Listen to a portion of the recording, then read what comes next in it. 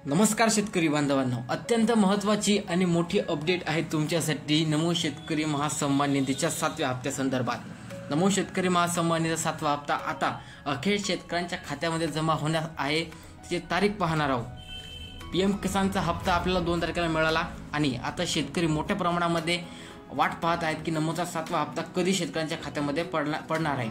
शक्यतो तो तवाच पडायला पाहिजे होता 2 तारखेला, पण पडायला नाही आहे। तर आता आपण पाहणार आहोत की तो कधी शेतकऱ्यांच्या खात्यामध्ये जाहीर होणार आहे। त्या संदर्भात शेतकऱ्यांना काही नवीन कामं करावी लागणार आहेत का, कोणते शेतकरी पात्र आहेत, नमोची केवायसी कुठं करायची, सर्व अपडेट आजच्या व्हिडिओमध्ये पाहूया। तत्पूर्वी तुम्ही जर आपल्या चॅनलवर नवीन असाल त्वरित आपल्या चॅनलला सबस्क्राईब करा आणि बेल आयकॉनवरती सेट करा, कारण की तुम्हाला अशाच शेतकऱ्यांसंदर्भात महत्त्वाच्या अपडेट आपल्या चॅनलवरती पाहायला मिळतात मित्रांनो। चला तर पाहूया। सर्वांना माहिती आहे की 2 ऑगस्ट रोजी आपल्या खात्यामध्ये पीएम किसान सन्मान निधीचा 20वा हप्ता झाला। तब्बल 5 महिन्यानंतर पीएम किसानचा हप्ता आपल्या खात्यामध्ये जाहीर झाला। तरी पण शेतकऱ्यांना 5 महिन्यानंतर तो हप्ता मिळाला। आस अशी होती की याची जी अमाऊंट आहे ते 4000 रुपये असणार आहे, मात्र ती 4000 नव्हती, ते 2000 होती।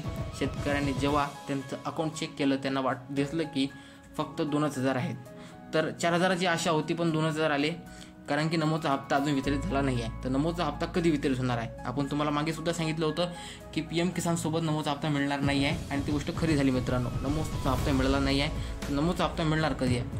नमोचा हप्ता आपल्याला मिळणार आहे याच महिन्यात। तर 15 ऑगस्टच्या पहिले आपल्याला 12 ते 13 ऑगस्टच्या दरम्यान नमो शेतकरी महासन्मान निधीचा हप्ता जाहीर होणार आहे। लक्षात ठेवा, 12 ते 13 तारखेला आपल्याला नमोचा हप्ता जाहीर होऊ शकते।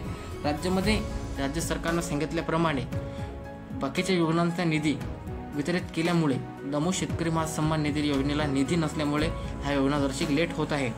तर मित्रांनो, लाडकी बहीण योजना असेल किंवा बाकीच्या काही पीक विमासारख्या योजना असतील, याचा निधी शेतकऱ्यांच्या खात्यामध्ये मोठ्या प्रमाणात वितरित झाला आहे, ज्या अंतर्गत आता नमोच्या हप्त्याला निधीची उपलब्धता होत नाही आहे। तर लवकरात लवकर राज्य सरकार निधी आणणार आहे आणि शेतकऱ्यांच्या खात्यामध्ये तो वाटप करणार आहे। तब्बल 108 कोटी रुपयांचा निधी आपल्याला या योजनेअंतर्गत लागत असतो दरवर्षी, आणि याही वर्षी तेवढा निधी लागणार आहे। त्यापेक्षा थोडा कमी लागू शकते, कारण की खूप सारे शेतकरी अपात्र करण्यात आले आहेत। अपात्र शेतकऱ्याची यादी पीएम किसानच्या ऑफिशियल वेबसाईटवर पाहू शकता। व्हिडिओ आवडला असेल तर लाईक करा।